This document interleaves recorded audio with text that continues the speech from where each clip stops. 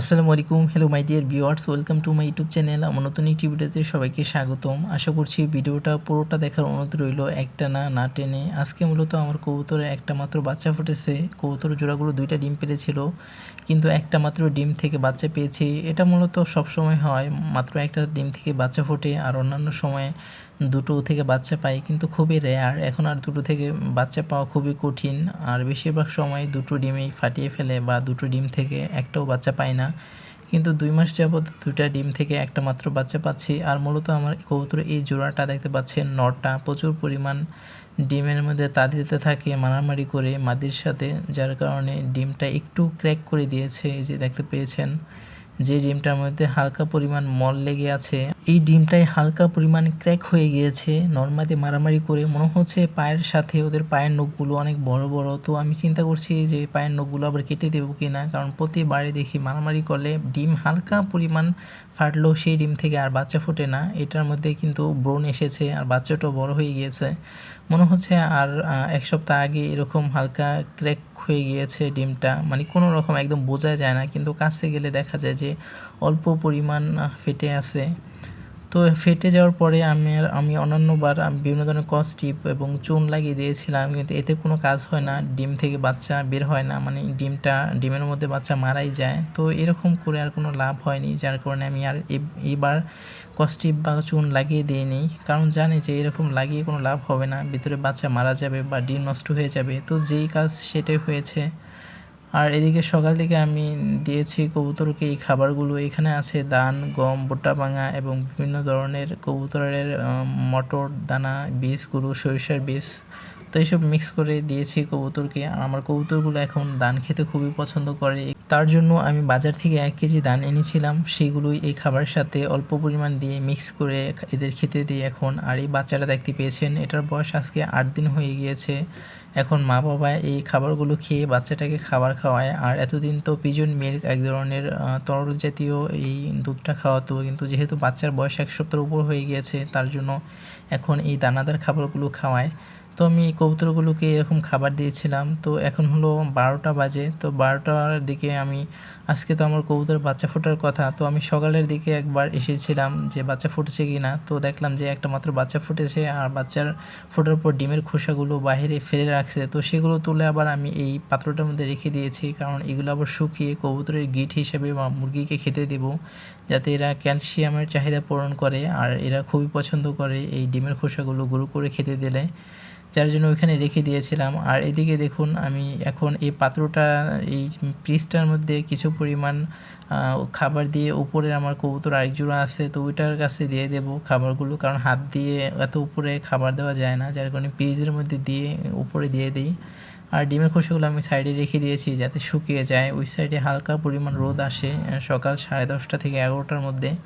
দেখুন, কবুতরের বাচ্চাটা দেখার জন্য আমি নরটার কাছে গিয়েছি, হাঁড়িটা টান দিয়েছিলাম, এরপর দেখি নরটা আমাকে ঠুকুর দিয়েছে। তো নরটা এভাবে যত্ন নেয় বাচ্চাদের প্রচুর পরিমাণে। তো এরকম ঠুকরাঠুকরি করা ভালো, যেহেতু আমি মানে বাচ্চাটাকে ধরতে গিয়েছি, আমাকে ঠুকুর দিয়েছে, এতে বোঝা যায় বাচ্চার প্রতি প্রচুর মায়া। কিন্তু এভাবে ডিম যখন তা দেয়, তখন আবার তা দেওয়ার সময় প্রচুর পরিমাণে মারামারি করে ডিম ফাটিয়ে ফেলে। তো বাচ্চাটাকে আমি দেখতেছিলাম, আর ওদেরকে কিছু পরিমাণ খাবার দিয়ে দিব, যাতে বাচ্চাটাকে দেখার পর আবার রেখে দিতে পারি। তো যেহেতু আমি ভিডিও করছিলাম, যার কারণে একটু সময় নিয়েছিলাম। তো এক পর্যায়ে দেখলাম কবুতর দুটো আবার মারামারি লেগে গিয়েছে, যেহেতু আমি বাচ্চা নিচে এনেছি। তো আমার তো যেহেতু ভিডিও করি, তার জন্য বাচ্চা এনে দেখাতে হয়। অন্যথায় কবুতরের বাচ্চা ধরার কোনো ইচ্ছে বা আগ্রহ ছিল না, যেহেতু ওরা প্রচুর পরিমাণে মারামারি করে। আর এই যে এই ডিমটা দেখতে পাচ্ছেন, এই ডিমটা কিন্তু একদিন আগে পেড়েছিল, আর যেটা থেকে বাচ্চা ফুটেছে সেই ডিমটা আবার একদিন পর পেড়েছিল। কিন্তু আগে যেটা লাস্টে পেড়েছিল সেটা থেকে বাচ্চা ফুটেছে, আর এটা থেকে কিন্তু বাচ্চা ফুটবে না।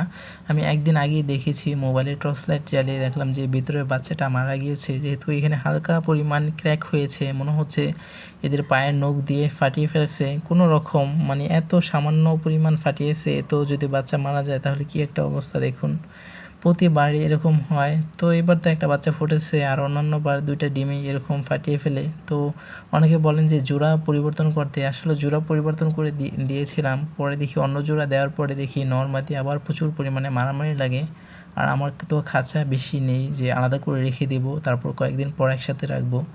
তো এতে আরও বেশি ঝামেলা হয়। ওরা প্রচুর পরিমাণে মারামারি করে, কামড়াকামড়ি করে, বিভিন্ন ধরনের পাখা-মাখা এগুলো উড়ে ঘরের মধ্যে চলে আসে, যার কারণে আর জোড়া পরিবর্তন করে দেইনি।